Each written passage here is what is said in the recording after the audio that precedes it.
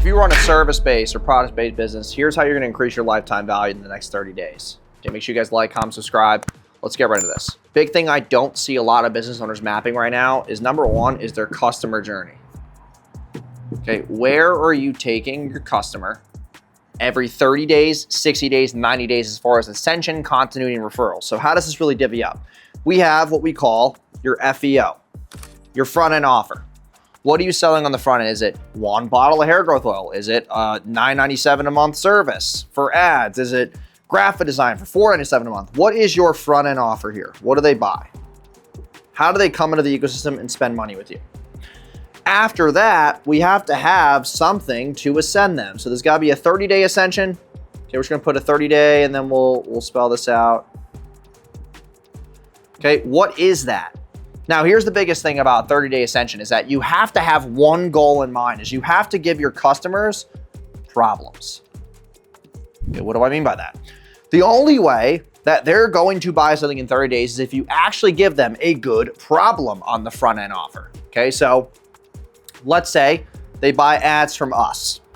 In 30 days, they're gonna say, dude, I'm getting a shit ton of leads. I need you to get me a setter or email marketing to help me get more out of the leads. So then my 30-day ascension will be, okay, cool. We'll get you an appointment setter and we'll help you scoop up the leads. They got to pay us for that. But that's a good problem to have. You want to create good problems. Then we have to have a 60-day ascension, which is another problem. I want to keep creating a problem. This might be, email marketing. Or we could even push affiliate offers, because if they're getting ads from us and then they have an appointment setter, they're scaling their spend, which means you got to get more juice from email. And we might have the opportunity to get them into an affiliate with Hyros. We're their preferred certified agency partner right now. So we can get money from an affiliate. Say, hey, you got to have better ad tracking, get this. Then we get into MRR, which is our continuity piece. How do we get our customers from front end to 30 days, 60 days to MRR, which is more monthly recurring revenue, one of those deadliest business models, if not ARR. I see a lot of SaaS companies moving to ARR, keeps them more activated to actually use the product, okay? So how would I do that? What am I doing? I'm simply just gonna upgrade their actual package. That's it.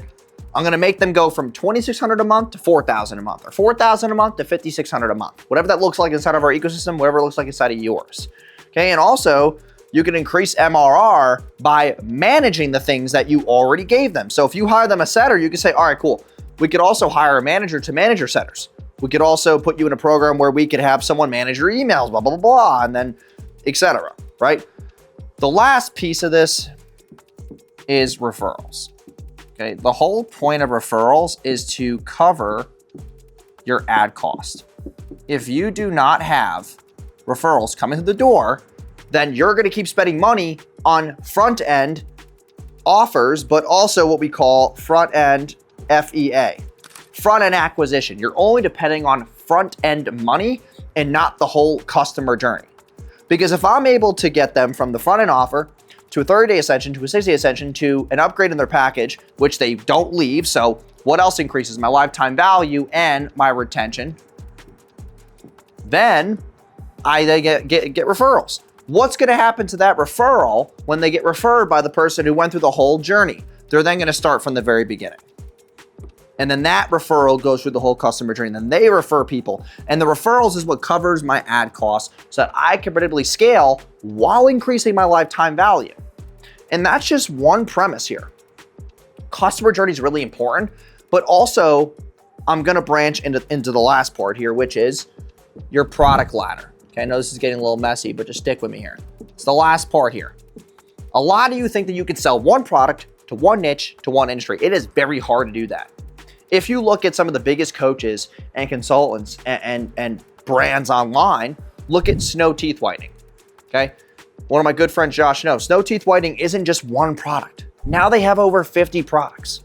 Look at Grant Cardone. He doesn't just do business development. They have back-end done for you. They have Elite 125, which is now Elite 250. They got retreats. They got 10X coaches. They have all these different products in their ladder so that regardless of what problems I'm giving my customer in 30 to 60 to 90 days that are a good problem, I can sell them something new.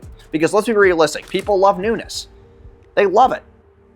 Okay, they're addicted to seeing shit. That's why the iPhone sells every year, because it's newness. It's the same shit. It's more of the same. It's just a different looking phone. So they feel good about it. Like, oh, iOS 19, 18's here.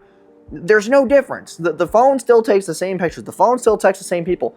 It's still the same shit. Okay, it's like psychological warfare. They're just playing the customer journey so that when you buy an iPhone, what else you buy? The $40 charger, the $3 a month in iCloud.